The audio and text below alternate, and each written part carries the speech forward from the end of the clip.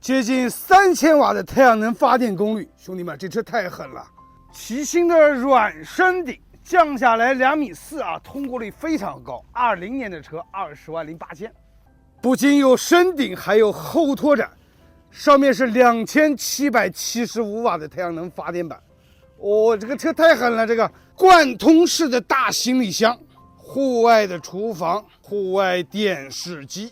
3.0T 柴油自动挡，后驱后双胎，6万9千多公里啊，缓慢增加中。额头双人大床，6个座椅，3张床，户外有厨房，室内也有厨房。来，各位老板，往后面看，这才叫超级大床啊！尺寸已经不详了，估计得有2米多乘以2米多的尺寸。家用变频空调随便开啊，大金的变频空调随便开。这个卧室真的是绝了，当年50、60万的东西啊，现在就值20万了。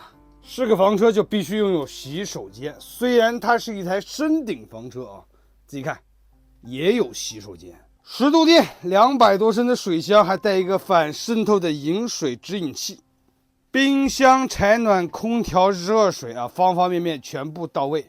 光太阳能板充电器就有6个，去年我记得还能卖个30来个啊，今年就值20万0 8千了，兄弟们。